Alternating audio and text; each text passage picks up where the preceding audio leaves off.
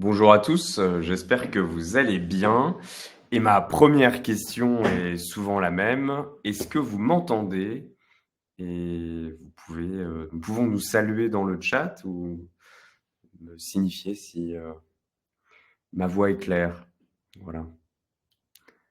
Bonjour Blandine, je suis Marie, Véronique, Sylvaine. Écoutez, je suis ravi de vous retrouver. Bonjour Claire Artémise, Marie-Claude. Bonjour Anya.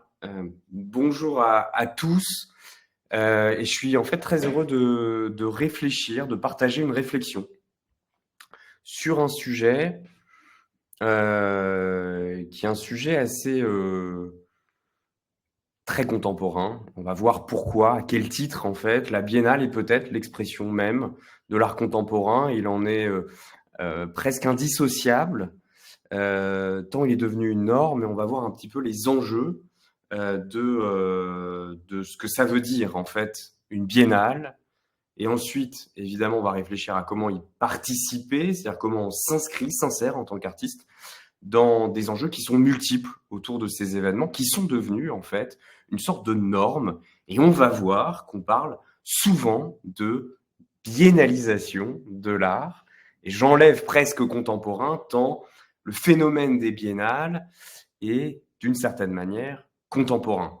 On va voir qu'en fait, il y a une inflation des biennales qui a 20 ans et on va voir un petit peu comment ça peut s'insérer dans une trajectoire artistique. Donc je suis vraiment ravi eh bien de partager avec vous ces réflexions sur un sujet dont on n'avait encore jamais parlé chez Topo et précédemment chez La Condamine. Alors, et pour ça, on a la chance d'avoir un témoignage d'une artiste, Adeline Contrerac, qui va nous rejoindre et qui a participé à de nombreuses biennales. Je ne dis pas tout, mais on pourra avoir aussi un retour d'expérience très concret sur sa participation, ce que ça lui a apporté. Et cette artiste est Adeline Contrera, qui est une artiste céramiste, mais j'en dis pas plus. Alors, comme d'habitude, je ne vais pas regarder dans le chat les questions, mais on pourra évidemment en parler après.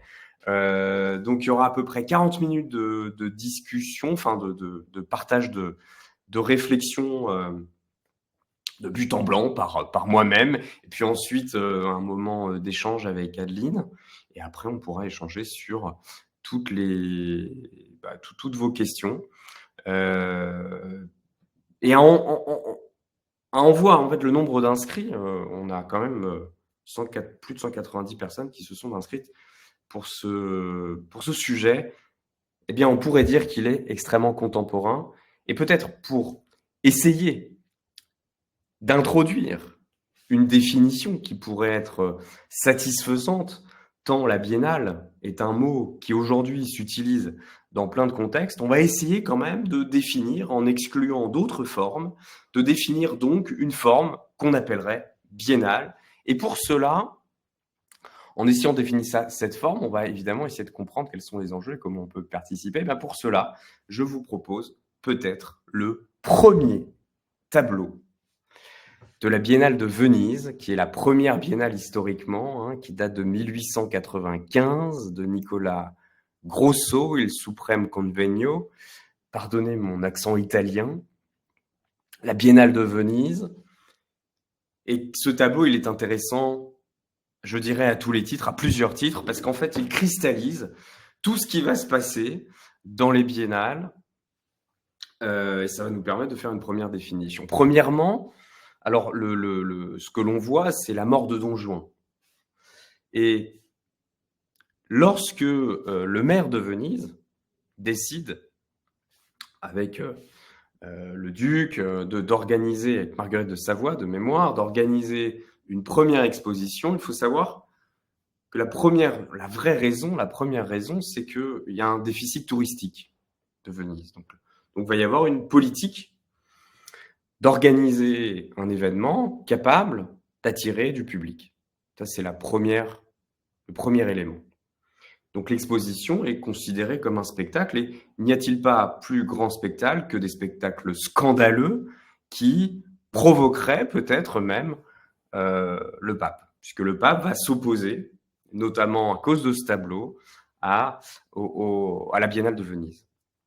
Donc on a d'abord une logique territoriale et ensuite on a une logique médiatique territoriale de valorisation d'un territoire, médiatique peut-être, et en même temps, donc avec le scandale que représenterait un art contemporain, et en même temps une logique évidemment curatoriale, puisque c'est une sélection qui est faite, où on va avoir des pavillons, on va inviter les meilleurs artistes de l'époque, donc il y a l'idée d'un point de vue, autre logique, et une logique évidemment de valorisation artistique. Donc on voit plusieurs logiques, une logique économique, je dirais territoriale, une logique que j'associe à du médiatique, l'idée donc de faire scandale, peut-être sans vouloir provoquer outre mesure, mais tout de même, et une logique curatoriale de point de vue et une logique donc artistique. On a donc un cocktail qu'on va appeler biennale et qui va se répéter jusqu'à aujourd'hui. Et c'est peut-être aussi un élément, c'est-à-dire c'est sa récurrence. On a donc quelque chose qui fait date, la Biennale de Venise va donner un modèle, et qui ne va pas tout de suite fonctionner, et qui va ensuite se développer, on va le voir, plutôt aux alentours des années 2000, dans le monde entier, on va avoir un modèle qui va devenir une norme. Et alors, comment on est arrivé là et qu'est-ce que ça peut vouloir dire? Donc la Biennale de Venise, historiquement, déjà à la croisée, hein, de tout ce qu'il y a, de ce qu'on voit aujourd'hui. Une biennale d'art contemporain, dit André Rouillet dans paris-art.com, il n'y en aura bientôt plus que Paris qui n'en aura pas. Qu'est-ce que ça veut dire? C'est que historiquement, de cette biennale, qui consacre des artistes, qui consacre un territoire et qui consacre des curateurs, donc cet espace particulier, eh bien, devient, quand André Rouillet l'écrit dans paris-art.com, eh bien, quand il écrit, eh bien, qu'est-ce que ça veut dire? Ça veut dire que ça devient une norme. On compte en fait aujourd'hui plus de 200 biennales dans le monde entier, qui sont souvent d'ailleurs organisées, enfin en tout cas curatées par les mêmes personnes. Comme s'il y avait, d'une certaine manière, une caste. Si on lit Paul Ardenne, le critique Paul Ardenne, il y aurait une caste de curateurs qui, de manière itinérante, dans une territorialité itinérante, si j'utilise les mots de Deleuze, eh bien, se retrouveraient dans le monde entier et programmeraient souvent les mêmes artistes. En tout cas, au niveau mondial, on va parler même de biennalisation. Eh bien, cette biennalisation serait, d'une certaine manière, au niveau mondial, mais on va voir aussi au niveau local, puisque c'est une sorte de mécanique, eh bien, une manière de consacrer les artistes. Alors, ce que ne dit pas André Rouillet, c'est qu'en fait, il y a eu bien, et il y a encore, une biennale d'art à Paris, la Biennale de Paris. Elle existe encore et on va voir que c'est peut-être le futur de la biennale où ça annonce quelque chose, encore une mutation nouvelle. Alors, on va tout de suite essayer de distinguer les formes, à l'image pointée, donc, ce que c'est, à l'image de l'escrimeur de Hugo Lederer, de la Biennale de Venise de 1903. Qu'est-ce que c'est? Ça nous permettra évidemment de définir ce que ce n'est pas la Biennale. Eh bien, la première chose, c'est que c'est un événement récurrent. L'importance de la récurrence est là aussi pour marquer l'histoire. Il y a une histoire qui va se créer dans l'événement et c'est ce qui fait, par exemple, que la Biennale de Venise est si importante du fait de son ancienneté. Il y a une sorte de valeur d'ancienneté qui consacrerait l'artiste d'aujourd'hui. Cette année, c'était Julien Creuset qui représentait la France, et c'est le pavillon australien qui a eu le lion, mais eh bien, ce lion a de la valeur parce qu'il y a tous les autres lions qui le précèdent, toutes les autres consécrations qui le précèdent. Donc, la récurrence est importante, et on va voir que ça va jouer évidemment dans la validation artistique, en tout cas le rôle que vont avoir les biennales dans le monde de validation artistique. C'est non commercial, ça ne veut pas dire qu'il n'y a pas de offre, on va y revenir, évidemment ça peut être un plus, mais il n'y a pas de vente à proprement parler. Il y a la présence d'un jury, de curateurs exprimant un point de vue sur l'art d'un moment, d'une époque. Et c'est parce que ça cumule d'une certaine manière tous ces éléments, la récurrence, le fait qu'il n'y ait pas de vente à proprement parler et qu'il y ait un point de vue d'expert. On va y revenir, c'est un petit peu, on va voir pourquoi l'augmentation des biennales en fait correspond d'une certaine manière à l'augmentation du nombre de curateurs dans le monde. Eh bien, ce n'est pas pour rien que ça existe, et ça c'est proprement nouveau. Quand je dis nouveau, ça a à peu près 20 ans. Eh bien, cet effet-là, non commercial, récurrence, expertise, eh bien, fait que la biennale est un levier important dans la validation artistique de la valeur de l'artiste, de la valeur de l'œuvre.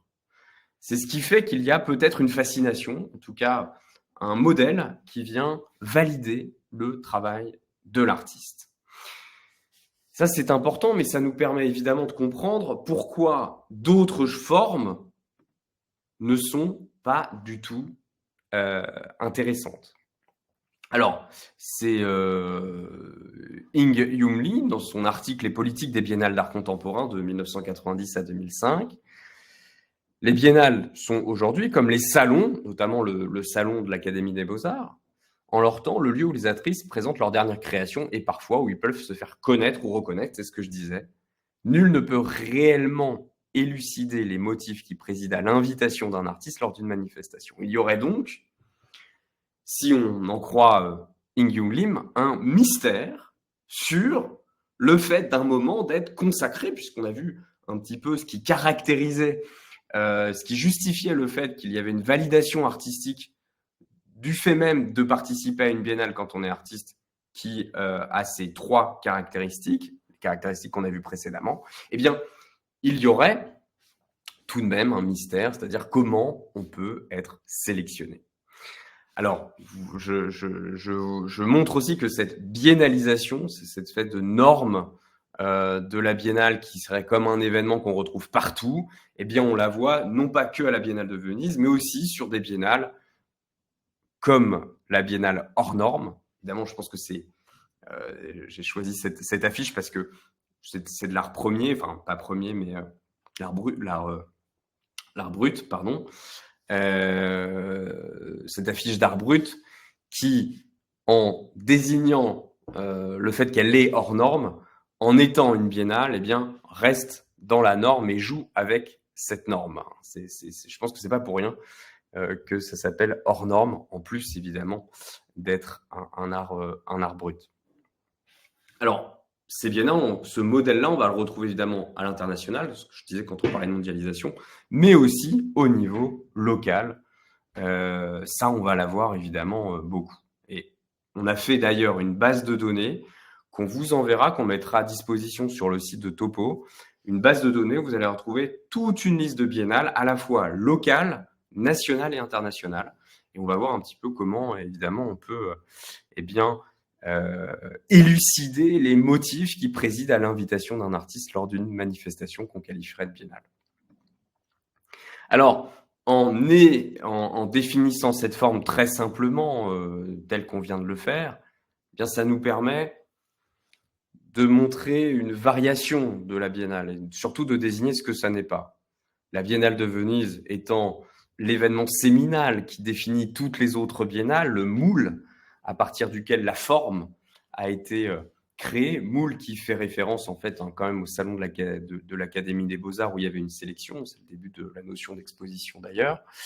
Eh bien, ce n'est pas la Biennale de Florence qui vous fait payer, qui fait payer à un artiste, ne serait-ce que plus que la candidature, hein, bien sûr, mais un stand sur lequel il va pouvoir vendre ses œuvres. Alors, le terme biennale est, si ce n'est mal approprié, si c'est presque malhonnête, en fait. Donc ça, on va l'éviter.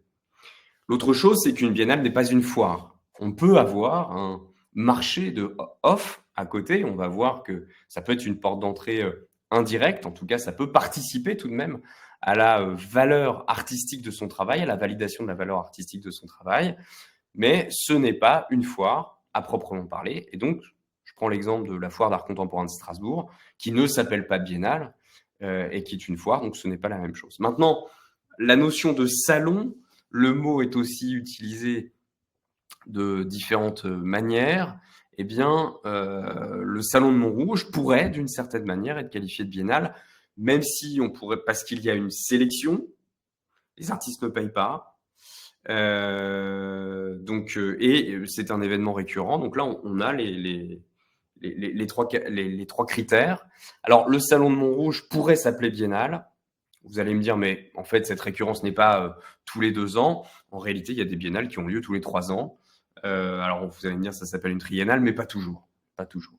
Donc, le Salon de Montrouge, c'est plutôt une référence peut-être au Salon de l'Académie. Il faudra demander à son nouveau directeur, Andrea, je ne vais pas dire de bêtises, mais Ponzini, j'ai son nom plus tard. Alors, voilà, donc ça, c'est pour écarter d'entrée ce qui n'est pas une biennale. Maintenant, une fois qu'on a défini la forme, il faut peut-être creuser encore. Et je terminerai sur la définition d'une forme avant de rentrer dans les enjeux et les stratégies peut-être pour s'intégrer, participer à cet événement, que les biennales ont quelque chose qui attire, et c'est peut-être pas pour rien qu'il y a autant de biennales dans le monde et que c'est devenu une sorte de norme, c'est que contrairement à certaines foires réservées à une élite économique, la biennale a quelque chose, et ça peut être critiqué ce que je veux dire, mais quelque chose de populaire. Et pour ça, j'en prends l'exemple des biennales qui sont organisées au Japon et auxquelles vous pouvez participer, puisqu'on va le voir, il y a beaucoup d'appels à projets autour des biennales, et c'est Shioko Ida, dans Un autre visage de l'art contemporain japonais, Festival d'art et île musée 2020, qui dit la chose suivante, qui parle de ces biennales, notamment en parlant de la biennale des Shigo Tsumari, la triennale, et qui dit la chose suivante, qui compare les biennales qui ont quelque chose de populaire, en tout cas au Japon c'est le cas, mais une volonté réelle, comme il n'y a pas de vente, d'attirer du public. Et c'est cette articulation entre quelque chose de populaire dans le sens où on a besoin du public en plus grand nombre, la Biennale de Venise, je crois que c'est 600 000 visiteurs, d'avoir des curateurs qui certes sont quelquefois déconnectés des enjeux populaires, mais en tout cas, on va parler de festivals un peu à la manière des matsuri, c'est-à-dire ces grandes kermesses japonaises qui sont empreintes de shintoïsme. Ces festivals sont, il me semble, une particularité tout à fait singulière et fascinante de l'art contemporain japonais. Si les plus grands artistes internationaux y sont exposés, donc Christian Boltanski, ce sont des jeunes enfants, des personnes âgées, des volontaires, des promeneurs qui s'y trouvent avant tout conviés. Et la logique derrière ces nouveaux matsuri, ces nouvelles kermesses japonaises que sont les biennales d'art contemporain au Japon en tout cas, c'est bien de valoriser un territoire et de fédérer autour d'une réflexion, d'un propos, quelque chose qui, somme toute, est populaire. Alors c'est peut-être une autre manière de voir le populaire, mais en tout cas, je trouve que c'est intéressant de penser aussi la biennale comme ça et de ne pas oublier qu'il y a une logique médiatique, c'est-à-dire de fédération du plus grand nombre. Ce n'est pas quelque chose de réservé aux élites. Alors, on l'a vu, la biennale, pour toutes ces raisons, parce que justement, elle n'est pas commerciale en apparence, en tout cas, elle est financée dans une logique de publicité territoriale ou de politique publique, on va dire. Elle structure le champ artistique, elle est hyper importante sur le champ artistique. Ça devient en fait une validation importante pour l'artiste, pour toutes les raisons qu'on a expliquées. Le champ artistique, c'est le fait qu'on a une sorte de terrain de jeu, c'est Bourdieu qui le parle de cette manière, on a un terrain de jeu. Et il y a des repères sur ce terrain de jeu qui valident la valeur d'un artiste ou la valeur d'une œuvre. Les agents qui composent un champ, c'est la notion de champ chez Bourdieu, partagent une croyance dans l'intérêt du jeu, c'est l'illusio. Par exemple, la loi du champ artistique au début du 19e est l'art pour l'art, qui est l'exacte inversion du champ économique, les affaires sont les affaires. C'est-à-dire qu'il y aurait quelque chose dans la biennale de montrer un état de l'art qui en fait une valeur, parce que justement, il n'y a pas de poursuite commerciale. Évidemment, c'est un peu plus complexe, mais c'est un premier enjeu. Et c'est ce qui va faire que c'est si important une fois qu'on a bien compris ce que c'était, d'y participer. Alors, petit bilan panoramique de des artistes iraniennes Hachemi et Farian, de la Biennale de Lyon, reprenons le tableau. On a une validation artistique, on a une récurrence dans le temps, le fait de ne pas payer sa participation. Les noms peuvent varier, hein, vous voyez, il y a Trinal, Salon, etc., mais c'est la même chose. Et on voit, il y a différentes échelles, les biennales sont présentes à différentes échelles, et c'est ce qui fait que à tout moment, on peut participer à une biennale et s'inscrire dans cette logique, j'allais dire, curatoriale, de recherche artistique, on va y revenir. Et c'est aussi important parce que c'est une nouvelle norme qui a à peu près 20 ans, c'est-à-dire qu'on parle de biennalisation, c'est-à-dire que maintenant, c'est la norme dans la trajectoire artistique.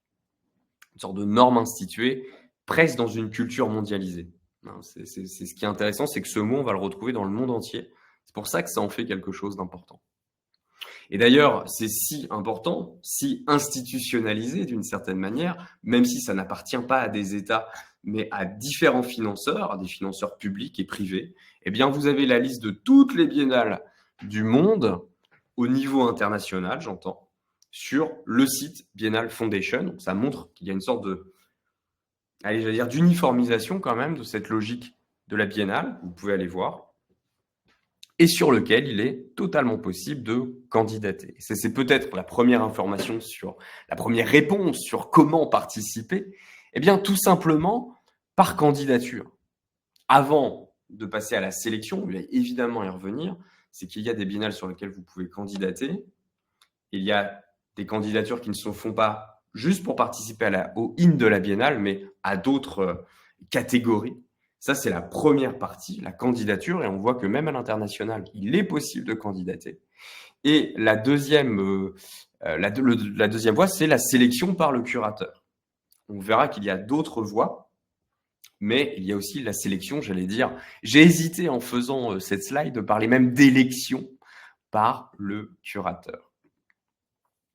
Alors, pour justement comprendre la manière dont on peut s'insérer, c'est-à-dire participer à une biennale en tant qu'artiste, je vous propose une manière d'aborder l'objet biennal pour essayer de comprendre et d'élaborer une stratégie. Et pour ça, je vais me baser sur une théorie anthropologique d'Alfred Gell, qu'il développe dans L'art et ses agents, une théorie anthropologique de l'art, donc, qui a été publiée de manière posthume, et qui est l'idée du réseau de l'art, Art Nexus. Un objet au croisement de différentes intentionnalités. Eh bien, l'idée de Gell, qu'il développe pour définir ce qu'est une œuvre, mais que je vous propose de transférer pour essayer de comprendre ce qu'est cet événement, ce qu'on appelle biennale, est la suivante.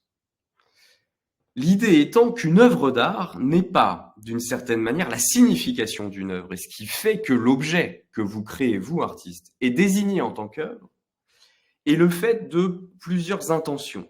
C'est-à-dire que vous avez, vous, l'intention artistique que vous faites en créant l'œuvre, mais il y a évidemment l'intention de celui qui l'expose, le curateur, de celui qui regarde, ça peut être évidemment le spectateur ou l'acheteur, et du lieu dans lequel il est exposé. Tous ces agents, c'est ce que définit Gell, ont différentes intentions, différentes histoires, différents contextes, d'une certaine manière, qui se croisent dans un objet qui va être désigné comme artistique. Eh bien, cette idée que l'œuvre d'art n'est pas la signification de l'œuvre, n'est pas en fait le monopole de l'artiste, et que pour comprendre ce qui se joue quand on regarde une œuvre, eh bien, il faut comprendre toutes ces intentionnalités. Ce qui se joue, en fait, c'est le jeu de ces intentionnalités qui croisent l'œuvre dans son espace matériel de ce qu'elle est l'œuvre.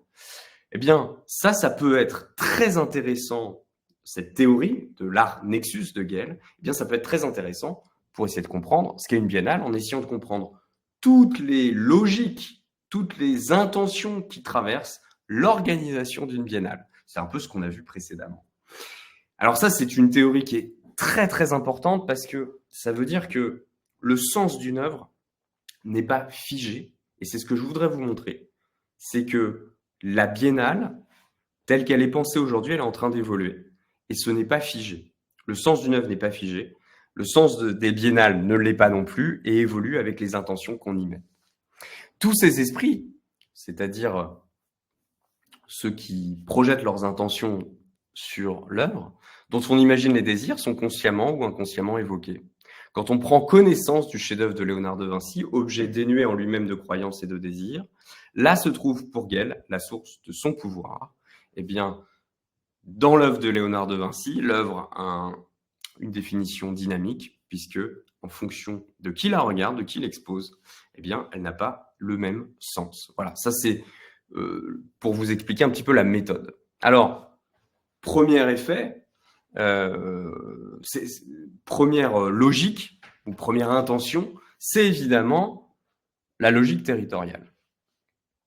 Et je vous propose une œuvre de Clément Vallat, La Biennale des imaginaires numériques de Marseille, que vous pouvez aller voir. La Biennale de Venise fut créée pour lutter contre la crise économique et attirer les touristes. Il y a là quelque chose de dépassionné presque quand Ing Lim explique dans son article que c'est purement une logique économique et que l'artiste finalement est un moyen d'attirer un consommateur. Logique territoriale donc qui est intéressante puisque quand on parle de biennalisation, on voit bien que cet outil qu'est la biennale pour valoriser un territoire et attirer du public, un flux, eh bien, est utilisé à différentes échelles et correspond souvent, quand on est dans une échelle locale, à des appels à projets auxquels vous pouvez répondre. C'est la Biennale d'Issy-les-Moulineaux qui a publié son appel à projet récemment, il y a peut-être une semaine, et auquel vous pouvez candidater sur le thème du rêve, et qui est ouverte à tous. D'Amour Vivant, qui a un appel à projet en ce moment, qui mélange art et design, de la Biennale contemporaine de Cachan, de Mulhouse, ou même la Biennale de photos d'Uzès, qui répète ces appels à candidature. Vous retrouvez tous ces appels à projets dans la base de données qu'on a faite. Donc ça, c'est, je dirais, la première chose, c'est tout simple, de lancer des recherches par rapport à votre région. Pourquoi ? Parce que les biennales ont toujours une logique, même les biennales internationales, et je pense à celle de Lyon notamment, d'inclure des artistes locaux, et donc ça en fait des passerelles, d'inclure des artistes locaux dans leur programmation. Donc, la première chose, peut-être la première stratégie, c'est de comprendre cette intention de valorisation du territoire en se disant que moi, en tant qu'artiste, j'appartiens à un territoire. D'une certaine manière, je suis la force vive d'un territoire et donc je peux probablement participer à la biennale qui est près de chez moi. Ainsi, on va identifier des appels à candidature locaux, mais aussi internationaux. On va regarder dans les biennales internationales, je donnerai l'exemple à l'instant, tout à l'heure, eh bien, des événements associés au format off. C'est-à-dire que souvent, je prendrai la biennale Wave de Nantes qui fédère toute la ville avec plein de lieux qui vont devenir partenaires et dans lesquels vous pouvez vous insérer. C'est-à-dire un peu le format off qui propose des appels à projets auxquels vous pouvez répondre. Donc, il y a un travail, même sur la Biennale de Lyon, je pense à une artiste avec qui on a travaillé, Anna Fernandez, une artiste digitale et qui a participé cette année à la Biennale de Lyon, justement dans un programme, j'allais dire, parallèle, mais qui est quand même sur le site de la Biennale de Lyon. Et donc, il y a une forme de valorisation de l'artiste. L'artiste s'appelle Anna Fernandez. Les biennales internationales associent de plus en plus la scène locale et internationale. Elles facilitent donc la construction de la trajectoire artistique. Et ça, c'est très, très important. L'autre conseil, eh bien, c'est d'identifier non pas les curateurs, on va le voir après, on reste dans la logique territoriale, mais bien les organisateurs qui peuvent eh bien, vous programmer tout de même, c'est-à-dire que même s'ils ne sont pas issus du milieu de la curation, ils peuvent tout de même vous programmer. Alors pour ça, j'avais parlé des appels à projets locaux comme la Biennale d'Issy-les-Moulineaux, mais en réalité, vous pouvez très bien candidater presque plus facilement à des biennales internationales. Je pense à la Biennale d'architecture d'Arménie qui programme des artistes, ou celle de Bangkok, ou celle de Jakarta, par exemple, qui j'avais pris un exemple d'un artiste précédemment qui programme évidemment des artistes locaux et internationaux, ou encore celle d'Istanbul qui, alors là c'est intéressant, se structure alors c'est un petit peu rare, c'est très rare, la Biennale d'Istanbul, ce sont des fonds privés. Mais souvent, vous allez avoir une association qui va porter le projet de biennale et qui va accueillir des fonds privés et des fonds publics de sponsors ou, pour le cas privé, ou de subventions. Ainsi, les lieux partenaires sont très très importants et constituent une porte d'entrée. Je pense à la Biennale de Lyon, à l'appel à projet Résonance, qui proposait à des artistes qui avaient un lieu dans la ville d'être associés à la Biennale de Lyon. Et d'ailleurs, dans le projet, il fallait disposer d'un espace pour accueillir le public. Et même, on pouvait même ouvrir son atelier et participer à la Biennale de Lyon. Donc, il y a un effet vraiment de construction de trajectoire. Et les projets d'exposition d'artistes qui ne seraient pas associés à un lieu ne pourraient donc pas être intégrés dans le parcours. Donc là, c'est un exemple. Deuxième exemple, The Wave, tout simplement, avec à Nantes tous les lieux qui participent à cette biennale. Donc, il y a une sorte de dynamique collective dans lequel on peut se glisser, puisqu'il suffirait peut-être d'identifier les lieux partenaires pour les démarcher. Alors, je parlais justement d'identifier les organisateurs pour peut-être, en tout cas, se connecter avec eux ou regarder, ça c'est dans une logique très locale, souvent. Je pense aux maires passionnés de la Biennale internationale d'art contemporain de Melle, ou même des agences d'ingénierie culturelle, je pense à BAM, qui répondent à des commandes. Alors là, c'était la Biennale d'art des routes du Médoc. On voit bien une logique commerciale derrière. Mais en contactant des agences d'ingénierie culturelle, je pense à BAM notamment, eh bien, peut-être qu'on peut faciliter sa programmation. En tout cas, on peut prendre des nouvelles et commencer une relation. Vous verrez, ce sont toujours des temps très longs pour être programmés dans des biennales internationales notamment. Alors, je regarde aussi souvent pour identifier si je peux candidater en tant qu'artiste à une biennale. Je pense à la Biennale de céramique contemporaine en Vexin, eh bien, les financeurs. Et on voit là, par exemple, que finalement, ce n'est pas forcément issu pleinement du monde de l'art, puisqu'on voit que c'est le Parc naturel régional du Vexin qui finance beaucoup d'actions culturelles, notamment, même la CAF ou l'Île-de-France qui finance cette biennale. Alors, on a vu la logique territoriale et on va voir la logique curatoriale que j'appelle aussi une logique relationnelle. Et il y a quelque chose qui se joue, d'ailleurs dans les années 2000, date de publication des cours du Collège de France de Pierre Bourdieu, Manet, une révolution symbolique, qui annonce d'une certaine manière, entre autres, l'apparition d'une figure nouvelle qui devient si importante aujourd'hui et qui ne l'est pas avant les années 2000 en réalité. C'est le rôle de curateur qui est issu de celui de critique. La critique a un rôle déterminant dans la production du produit de l'activité de l'artiste, à travers la production de sens de l'œuvre, je dirais même de sens de l'exposition, de ce que ça veut dire. La critique d'art ne réclamant pas, au moins pendant un certain temps, de compétences scientifiques, il y a une très grande dispersion de la population des critiques, c'est-à-dire que tout le monde peut être critique. Et on va voir, à la fin du 19e, se créer une nouvelle caste, un nouveau champ, la critique d'art, qui va se distinguer petit à petit de la critique littéraire, puisque Zola, Baudelaire, par exemple, étaient des critiques d'art, mais étaient aussi des écrivains, et on va voir apparaître quelque chose qui va se constituer, qu'on va appeler critique d'art, et qui va donner ensuite le terme de curateur. Et dans les années 2000, et en faisant une sorte un état de l'art, c'est-à-dire un état des articles sur ce que c'est que le curateur, eh bien, on s'aperçoit que la biennale, finalement, c'est l'espace du curateur qui vient créer du sens sur l'œuvre.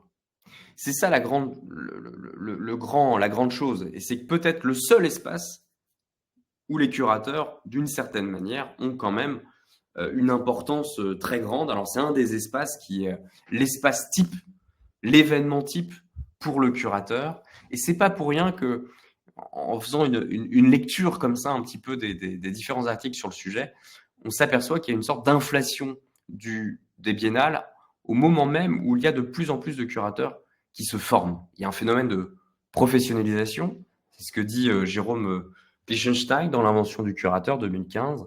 Le développement très important du nombre d'écoles de curateurs à partir des années 2000 accentue encore le phénomène de professionnalisation. C'est pour ça d'ailleurs, peut-être que ça se standardise les biennales. Ensuite, ce phénomène des années 2000 fait que, c'est ce que dit Paul Ardenne, il y en a de plus en plus. Une trentaine à l'échelle mondiale autour de 2000, pas moins d'une cinquantaine aujourd'hui en 2010. Eh bien, on va voir qu'en 2025, il y en a peut-être 200. Donc, ça devient pléthorique. Et peut-être aussi, et c'est là où va jouer la clé pour être sélectionné dans une biennale, puisque c'est l'espace du curateur qui est mandaté pour produire une exposition, un propos, qui peut attirer les foules ou pas. À la différence des critiques d'art engagés du passé, référence à Bourdieu, le critique d'art actuel, en sa qualité de spécialiste dont le travail s'effectue en relation étroite avec certaines institutions ou manifestations, la biennale, fait plutôt figure de promoteur des artistes. Eh bien, on est passé au XIXe siècle de la critique littéraire, Zola, Baudelaire, Huysmans, à la critique d'art, Félix Fénéon, par exemple, qui est une figure, au curateur, qui est le promoteur de l'artiste et qui est aussi le promoteur de l'événement, et donc qui est aussi dans une logique territoriale. Ainsi, c'est le couple artiste-curateur qui va faire, d'une certaine manière, qui va caractériser la biennale, et donc qui induit que pour l'artiste, il est important de créer des liens avec les curateurs, ce qui n'est pas facile. Alors, il y a des événements pour le faire. Je vous conseille de participer, par exemple, à Carré-sur-Seine, où il y a énormément de curateurs, de présenter vos travaux. Il y a des rencontres. Hein, le Salon de Montrouge, par exemple, facilite les relations entre artistes et curateurs, mais on voit que c'est la capacité de l'artiste à créer un capital relationnel avec ses promoteurs de l'artiste, que sont les curateurs, tel que c'est défini dans les politiques de Biennale d'art contemporain, qui va faire qu'à un moment, on va être sélectionné. Et donc, il y a une sorte de tactique, stratégie, plaisir, en tout cas relationnel, de partager une réflexion autour de l'art qui serait théorique, qui va permettre d'être sélectionné. Alors, quelques conseils, peut-être à prendre plus ou moins sérieusement. En tout cas, ils ne sont pas forcément sages, à l'image du lait d'Aristote, aquamanil. Donc, c'est un robinet dans lequel il y a de l'eau du XVe siècle aux Pays-Bas que vous pouvez, je crois, encore voir à l'exposition du Louvre sur la sagesse des fous. Alors, qu'est-ce qu'on peut dire? Eh bien, peut-être qu'il faudrait identifier systématiquement les curateurs des biennales, puisque ce sont eux, d'une certaine manière, les décideurs et qui vont permettre la sélection. Pour ça, c'est important d'identifier les points clés de son parcours. Le curateur, d'ailleurs, depuis 2020, je crois, a le statut d'artiste-auteur, ce qui brouille encore les cartes. Il y aurait certains artistes sont curateurs, et certains curateurs se disent artistes. Et donc, il y a une sorte de parcours, de trajectoire professionnelle qui ressemble énormément à celle de l'artiste, qui est fait d'appariements, c'est-à-dire de relations et de projets, un petit peu comme l'artiste, c'est-à-dire que le curateur fonctionne aussi au projet.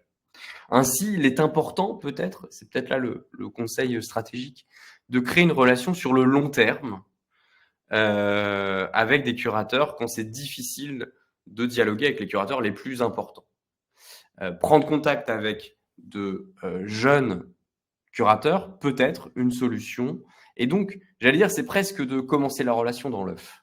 C'est-à-dire de les identifier sur LinkedIn, je prendrai des exemples, ou même des associations de curateurs dont j'ai identifié certaines, et qui vont mécaniquement, du fait même de la professionnalisation, du fait même de la standardisation d'une certaine manière de ce métier, par le fait que ça devienne un métier, eh bien, puisqu'il y a des formations, en travaillant avec les associations d'étudiants de ces masters, eh bien, vous avez de grandes chances de garder un lien et de retrouver plus tard ces mêmes étudiants à des postes dans des biennales, puisqu'il y a de plus en plus de biennales. C'est d'une certaine manière une manière de commencer à proposer des collaborations. Prends l'exemple de parcours, Andrea Poncini, le directeur artistique du Salon de Montrouge, qui a eu un Master 2, qui a été chargé d'exposition au musée contemporain à Gênes et qui a participé à un projet européen et qui devient aussi, qui a été nommé commissaire de la Biennale de la Jeune Création Européenne et donc qui à un moment devient directeur artistique du Salon de Montrouge. Donc on voit, c'est important de se dire, mais si j'avais peut-être commencé ma relation professionnelle avec Andrea Poncini, eh bien ça peut ouvrir quelques relations. Je prends aussi l'exemple de Mathieu Lelièvre, qui est curateur au Palais de Tokyo maintenant, qui a aussi fait histoire de l'art, qui a été simultanément commissaire et responsable des comités de collections de musées, de fondations d'entreprises, galeries d'art à l'étranger, dont le musée des arts décoratifs de la galerie et la galerie Tadeusz Ropac à Paris. Il rejoint le MAC Lyon en tant que conseiller artistique. Alors, qu'est-ce que ça veut dire? C'est-à-dire qu'en fait, le curateur est au croisement, on pourrait presque le qualifier d'intello précaire. Je reprends ce titre à un essayiste d'il y a 15 ans à peu près. Intello précaire qui navigue, au même titre que l'artiste, entre l'institution et le privé. Et c'est là où la biennale, d'une certaine manière, n'est pas exempt de tout commerce, dans ce sens où, validant la valeur artistique, il y a souvent des offres avec des galeries. Et si vous allez dans une biennale, vous avez toujours une chance quand même de rentrer aussi en galerie. Alors, pour ça, vous pouvez identifier des appels à projets faits par des associations de curateurs, associations étudiantes de curateurs, j'entends. Je pense à l'appel à candidature pour la 9e édition du prix Paris 1 Panthéon-Sorbonne pour l'art contemporain. C'est l'association du Master Marché de l'art. Et vous avez aussi à Paris Sorbonne Université un Master Commissariat d'exposition. Vous en avez maintenant dans toutes les facs.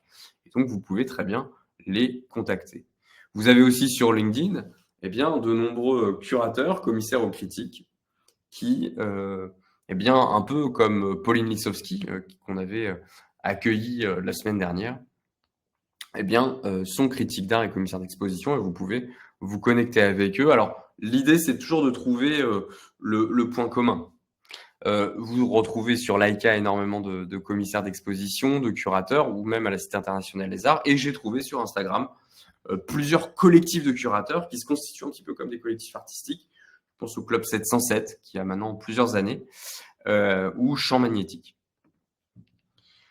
Alors, avant de terminer sur cette présentation, évidemment, vous retrouvez encore une fois toutes les bases de données. La liste, on va la publier demain sur notre site. Vous pourrez accéder au replay et à la liste avec tous les appels à projets associés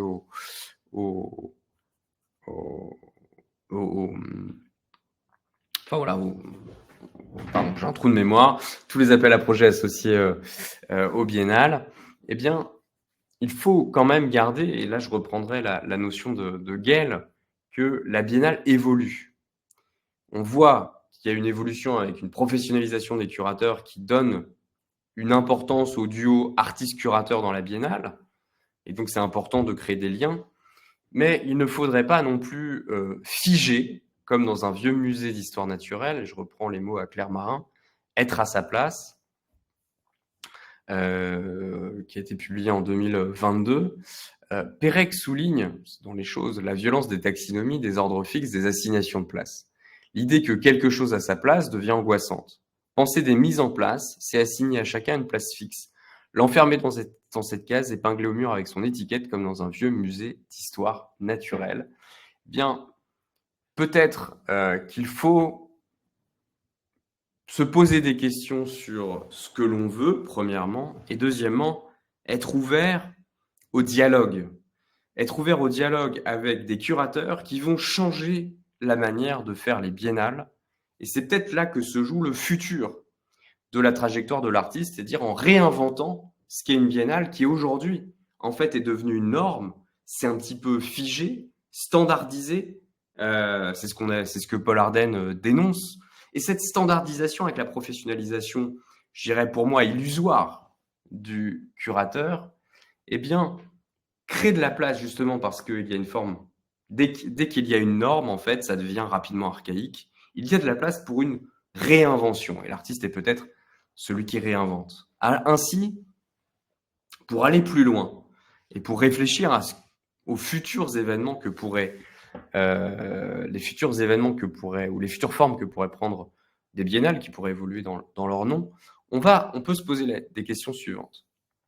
Premièrement, moi en tant qu'artiste, est-ce que je veux participer à des biennales et peut-être les réinventer?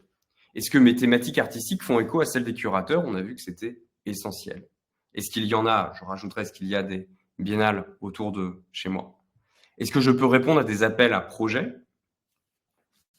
Ai-je identifié des appels à projets publiés par de jeunes curateurs en dehors des biennales? Ça, c'est ce qu'on avait vu, c'était la logique de revenir un petit peu à la source, dans l'œuf. Suis-je prêt à répondre à des open calls à l'étranger, c'est-à-dire aller à des biennales à l'étranger? Il y a des biennales à peu près pour tout. J'aurais pu rajouter, est-ce que j'ai identifié des thématiques spécifiques chez moi? Je pense par exemple des biennales sur l'art et la préhistoire, des biennales sur l'art numérique, notamment pour la biennale des imaginaires numériques qui est produite par Chronique, par exemple. Ou des biennales de céramique ou de textile, il y a nécessairement, je dirais, des niches. Donc, est-ce que j'ai fait tout ça? Et en ayant fait ça, je peux me poser la question si finalement, je ne suis pas, moi, en tant qu'artiste, aussi un curateur de mon propre travail et dans le dialogue que j'ai avec les autres artistes, d'une certaine manière, aussi un curateur avec les autres. C'est-à-dire, en tant qu'artiste, je suis aussi, d'une certaine manière, curateur. En tout cas, c'est le propos de la Biennale de Paris. La Biennale de Paris, et je terminerai sur ce sujet avant d'inviter Adeline, la Biennale de Paris a disparu. Officiellement, en tout cas, l'association a été dissoute en 1985, elle a été créée par Malraux en 1959, parce qu'elle n'a pas fonctionné. C'est une biennale qui n'a attiré personne. Et regardez pourtant, il y a toujours une association d'artistes qui utilise cette disparition de la Biennale de Paris comme l'opportunité de réinventer ce que serait une biennale. La Biennale de Paris n'est plus une exposition. La Biennale rompt avec l'idée convenue qui fait de l'exposition l'unique modalité de présentation de l'activité artistique. Les artistes avec qui la Biennale travaille fixent eux-mêmes les modalités de mise en valeur de leurs actions ou projets en fonction de la nature de leurs activités.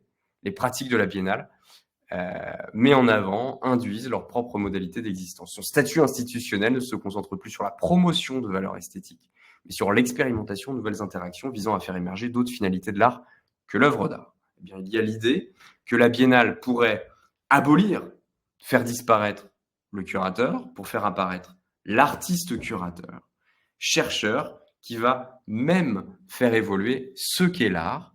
Eh bien, c'est peut-être dans la redéfinition de ce qu'est l'art, de ses frontières, de ses limites, dans la redéfinition de ce qu'est un artiste, que eh bien, on pourra avoir une nouvelle vision. Et je terminerai sur la pensée et le mouvement de Bergson, qui définit simplement ce qu'est un artiste. Il y a depuis des siècles des hommes dont la fonction est de voir et de nous faire voir ce que nous n'apercevons pas naturellement. Ce sont les artistes. À quoi vise l'art, sinon à nous montrer dans la nature et dans l'esprit, hors de nous et en nous, des choses qui ne frappaient pas explicitement nos sens et notre conscience. Les grands peintres sont des hommes auxquels remonte une certaine vision des choses qui est devenue ou deviendra la vision de tous les hommes. Homme est à prendre évidemment au sens d'humanité. Merci beaucoup. Et alors, je vais inviter Adeline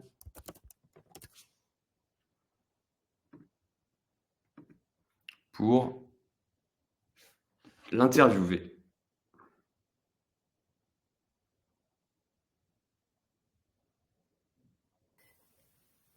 Bonsoir. Bonsoir Adeline. Ça marche. Bonsoir à toutes et bonsoir à tous. Merci Jean-Benoît pour l'invitation. Merci d'avoir. Je prends mes notes tout de suite pour t'interviewer, pour avoir cette discussion, cette causerie et surtout ce retour d'expérience. Alors, est-ce que tu peux peut-être te présenter très succinctement et présenter ton travail? Oui, alors moi je me définis en tant que plasticienne, voilà, avec un parcours pluridisciplinaire qui me permet aujourd'hui d'avoir une palette d'approches et de techniques qui me permet de composer, de jongler en fonction des projets que je veux mettre en place, voilà.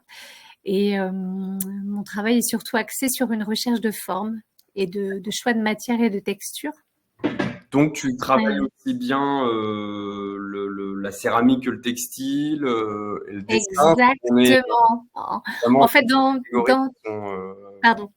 pardon, non, voilà, c'est juste pour des catégories qui sont pas toujours satisfaisantes, mais qui permettent Oui, effectivement, d'avoir. dans un parcours pluridisciplinaire, c'est pour ça que j'explique que j'ai une palette d'approches et de techniques. Ça peut aller du dessin à la peinture, à D'accord. la gravure, à la céramique, pardon, et aux techniques du fil. Et en fonction de ce que je veux dire, de ce que je veux raconter, je vais piocher dans cette palette. Voilà. D'accord.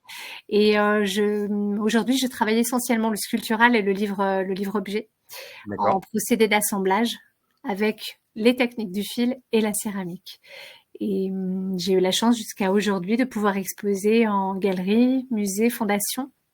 Et Ok. dans le cadre de Biennale, le sujet de ce soir, n'est-ce pas? Ben voilà, c'est ça. Voilà. Est-ce que tu peux, alors, est-ce que tu as participé donc à des biennales, est-ce que tu peux nous expliquer un petit peu comment tu as été sélectionné ou est-ce que tu as candidaté? On a vu qu'il y avait deux modes de participation, c'est soit la candidature ou la sélection. Comment ça s'est fait? Est-ce que tu participes régulièrement à des biennales et est-ce que ça a un impact sur ta trajectoire? Alors, j'ai pu expérimenter les deux. D'accord. Les deux modes de sélection que tu as expliqué tout à l'heure. Moi, la particularité avec ce que je fais, c'est que je diffuse mon travail sur plusieurs champs. Le champ de l'art textile, le champ de la céramique et le champ du livre d'artiste. Et dans ces trois champs-là, j'ai exposé en biennale. J'ai mes pièces qui ont circulé en biennale, que ce soit en France, en Europe ou à l'international. Et puis ça s'est passé sur voilà 2 modes où j'ai sélectionné directement avec un dossier.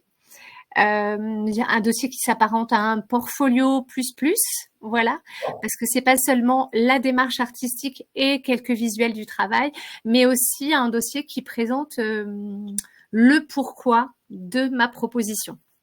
Voilà, D'accord. qui en général, pardon, Proposition qui est faite pour la biennale. qui Par est faite rapport pour la biennale, parce qu'il y a beaucoup de biennales qui proposent un thème à chaque fois. Et donc après, tout l'enjeu, c'est est-ce que je réponds à ce thème? D'accord. Et dans ce genre de dossier, c'est important d'avoir des visuels. Donc, ça peut être des photos, ça peut être des croquis, des échantillons de matière avec des textes pour étayer voilà, notre candidature.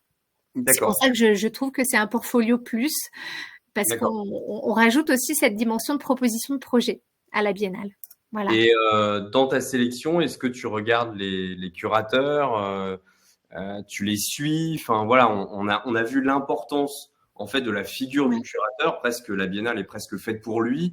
En tout cas, quand on fait un peu l'état des lieux et quand on lit l'état de l'art sur les biennales ou la littérature sur le sujet, comment toi tu construis justement cette relation avec les curateurs?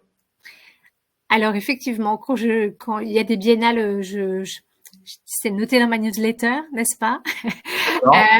Je sais à quelle date je dois postuler et il y a des curateurs que je suis.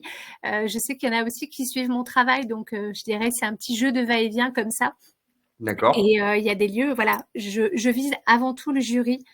Et pour moi, ça c'est important. Qu'on soit pris ou pas, peu importe. L'important, c'est que le jury voit, les curateurs voient le travail. Parce que s'ils ne prennent pas année A, année C ou année D, selon si c'est une biennale ou une triennale, voilà, ils auront vu le travail, ils auront vu l'évolution et peut-être qu'ils vont penser à nous pour d'autres événements. Ce qui m'est déjà arrivé, en fait. Donc ça aussi, c'est important. C'est intéressant, je trouve.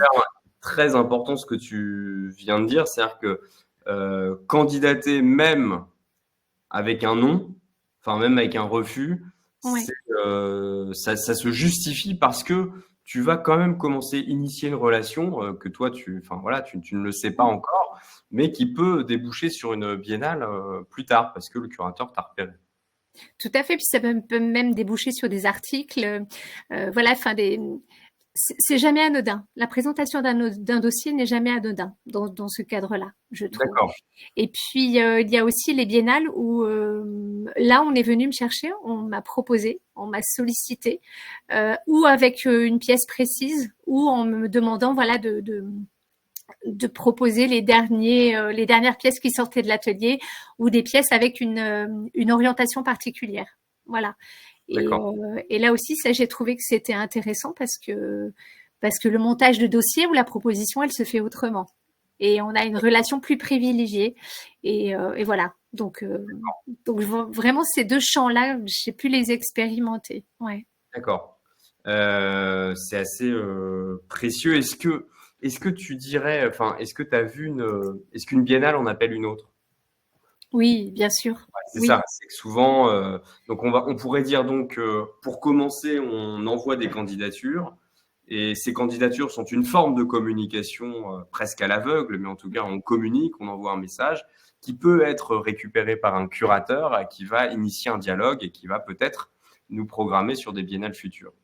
Donc, ça veut dire que chaque biennale en appelle une autre. Est-ce que tu as eu des conséquences autres que d'être sélectionné dans des biennales suite à une biennale? Alors, suite à une biennale ou suite même à un refus, ça m'est arrivé après d'être contactée pour exposer dans un musée. Voilà, ça m'est arrivé. Et c'est toujours un peu surprenant. Je me suis demandé à ce moment-là, par exemple, notamment pour le Texture Museum, je me suis toujours demandé pourquoi ils avaient pensé à mon travail. Et en fait, après, j'ai compris. J'avais participé à une biennale d'art textile au Mexique. Et c'est comme ça que mon travail a été repéré. Et de fil en aiguille, voilà. C'est les surprises. Les surprises. Disons que c'est le réseau qui se crée comme ça autour de nous, qui va se tisser autour de nous et de nos propositions ou de nos expositions dans ce cadre-là. Voilà. Et est-ce que quand tu as un refus, tu demandes une raison? C'est la question de Pierre que je salue. J'ai jamais eu de raison. Voilà, j'ai jamais eu de raison. Après, je pense que c'est pas anodin. Voilà, je sais que j'ai déjà eu une publication d'article par une curator qui m'avait vue dans le cadre d'un jury où j'avais pas été pris. Je fais le lien comme ça, c'est moi qui le fais. Voilà, je n'avais pas abordé le sujet parce que j'y avais pas du tout pensé quand on avait échangé dans le cadre de l'article. Mais c'est possible que c'est un lien, mais ça, ce n'est qu'une supposition, par contre. Voilà. D'accord. Et bon, c'est vrai que c'est un peu ce que disait la chercheuse Ing Sung Lim, qui disait voilà les causes de l'élection sont mystérieuses, donc bon, quelquefois on ne sait pas toujours. Est-ce que il y a une question Sylvaine qui dit mais est-ce qu'il y a un nombre de pages défini pour le dossier artistique ou le portfolio plus, comme tu le dis? Alors, il faut pas oublier qu'ils en ont beaucoup, en général, à éplucher. Donc, il faut être quand même concis. Moi, j'ai du mal à être concise. Hein. C'est souvent 10, 12 pages. 10, 12 pages qui est déjà concis. Oui, hein. en sachant que il y a beaucoup de visuels. Donc après, c'est tout le jeu. En fait, je pense que ce genre de document, faut vraiment le penser déjà comme une scénographie. Voilà, déjà les emmener en fait à rentrer dans notre proposition avant tout, et après à vouloir aller plus loin dans le travail. Enfin, en tout cas, c'est comme ça que moi je l'envisage, le montage de ces dossiers. Ok, c'est voilà. Assez clair. Alors justement, tu sembles avoir fait des biennales locales et internationales de manière presque indifférenciée. Enfin voilà. En tout cas, tu as fait le Mexique, puis tu m'as dit que tu avais fait Chantemerle ou le Vexin, la biennale dans le Vexin. Au niveau logistique, toi, tu t'es pas interdit d'aller à l'étranger? Non, parfois ça m'a limité. Enfin là, par exemple, j'ai une pièce. Parce qu'on a une question justement de Muriel qui dit mais bon, voilà, c'est quand même pas évident au niveau logistique d'aller à l'étranger. Alors, Malheureusement, c'est pas moi qui pars, ce sont mes pièces. Ah, Donc voilà, d'accord. voilà, ça j'aimerais beaucoup. Là, il y a une biennale qui va commencer cette fin de semaine en Australie, qui est une biennale d'art textile à laquelle je participe. Ma pièce est partie il y a quelques semaines. Le vernissage, enfin le montage de l'expo et tout. Enfin, voilà, c'est une entière confiance à toute l'équipe de petites fourmis qui est sur place et qui met en D'accord. place tout ça. Et oui, ça demande une logistique.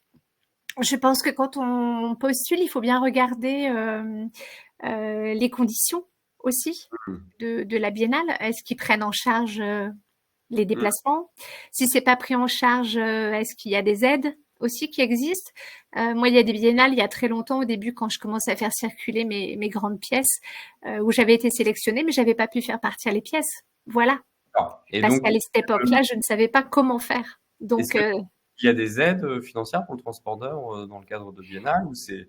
oui, mais jusqu'à maintenant, je l'ai pas fait, moi, parce que j'ai D'accord, postulé pour des événements où ils ont pris en charge. Donc, si le problème se pose, voilà. Mais ça, c'est fait partie des critères auxquels j'essaie de faire attention. Voilà. d'accord. Tout comme tout à l'heure, dans ta présentation, tu parlais des thématiques qui peuvent être, qui sont très souvent proposées dans les biennales. Mhm. Moi, la thématique, à chaque fois, une fois que j'ai regardé qui était le jury, comment était composé le jury, ça peut être un jury de curateurs, mais ça peut être aussi un jury composé d'artistes. Tu en parlais tout à l'heure. Il y a beaucoup de biennales qui sont mis en place par des artistes. Ce sont des petits milieux. Moi, je gravite dans l'art textile, la céramique. Enfin, à chaque fois, c'est des modes de fonctionnement un petit peu différents. Et après, se pose la question du thème. Il y a des biennales où on peut présenter notre travail, qui va rentrer dans le champ par le choix des matières. Et il y a des biennales où là, on demande un thème. D'accord. Et pour moi, c'est là où ça se complique. Est-ce que notre travail peut être adapté ou pas? Ou est-ce qu'on veut l'adapter Ça, ou c'est pas? une question à se poser avant de candidater. C'est ce qu'on se disait sur se situer. Oui. Euh, Justement, je rebondis sur ce que tu dis, sur d'une certaine manière, il y a eu une époque, enfin, dans les années 2000, où s'est constitué le métier de curateur. Mais en fait, aujourd'hui, c'est comme si le curateur, il y a une porosité, le curateur devient artiste, l'artiste devient curateur et peut réinventer d'une certaine manière la biennale ou en tout cas sa fonction, ce que c'est. Toi-même, tu portes un projet, on en avait parlé, de biennale. Qu'est-ce qui a motivé ce désir que tu partages avec d'autres artistes de créer une biennale? Alors, c'est avec une collègue qui s'appelle Tina Marais, qui est aussi une plasticienne, voilà, qui travaille le volume avec les techniques du fil. Et on nous a demandé si on était motivés pour monter un événement. Et nous, ça nous a mis des étoiles plein les yeux. Et en y réfléchissant, on s'est rendu compte que le modèle de la biennale était vraiment adapté à ce qu'on avait envie de faire. Parce que ça permet de donner avant tout rendez-vous au public et rendez-vous aux artistes. Et ça, je trouve que c'est un format qui est vraiment intéressant. Nous, en tant qu'artistes, on sait qu'on a rendez-vous pour postuler, on sait qu'on a rendez-vous pour aller voir des collègues dans le cadre d'une biennale. Donc, j'aime beaucoup cette temporalité. Et avec Tina, on s'est dit que c'était la bonne formule aussi pour mettre en place tout ce qu'il peut y avoir autour d'une exposition, autour des artistes et de leurs propos.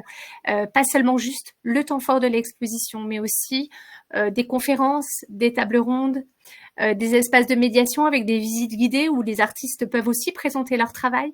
Dans le cadre des conférences, avec Tina, on s'est vraiment posé la question de la place de la parole de l'artiste aussi avec son travail, comment il pouvait le présenter, en parler et solliciter aussi les professionnels, les curateurs, mais aussi les conservateurs dont on n'entend pas forcément parler. Et ça commence à se faire de plus en plus dans le cadre des biennales et je trouve que ça, c'est vraiment intéressant, aussi bien en tant que professionnel que vis-à-vis du public, pour toujours avoir ce souci de médiation et de sensibilisation à ce qu'on fait en tant qu'artiste et aux pièces qu'on propose. Voilà. Et puis, la biennale, c'est un événement festif avant tout. Je pense qu'on donne rendez-vous. Je suis Et entièrement voilà. d'accord avec toi et en travaillant justement sur le sujet, je rebondis sur ce que disait Taïna Le Goff sur est-ce que la Biennale d'art ne pourrait pas être comparée comme un festival.